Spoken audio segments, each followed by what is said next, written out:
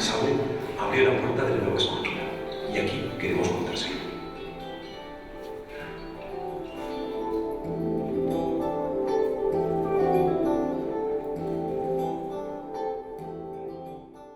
Un documental que ahondará en la vida y obra del escultor aragonés Pablo Gargallo. Esta es la nueva apuesta del realizador Emilio Casanova, una película que mostrará casi 100 obras del artista, donde diferentes voces recuperarán su memoria. La propia voz de Gargallo, no la voz en sí, sino lo que escribió sobre todo ese proceso que fue llevando durante toda su vida.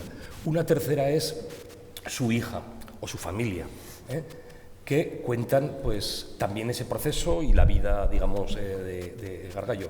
Y la cuarta pata es las personas que hemos entrevistado para esta historia, ¿no? Los aragoneses podrán disfrutar de este documental a través de Aragón Televisión, entidad que también ha participado en la producción. El recordar no es suficiente, es recordarlo de manera adecuada, ¿no? Y en ese caso pues interviene el realizador, ¿no? O sea, es Emilio Casanova, que yo creo que ha sido capaz de comprender realmente la estética de Pablo Gargallo. Y es que la estética, la cultura, el recuerdo se conjugan para rendir homenaje a un gran artista. Esto es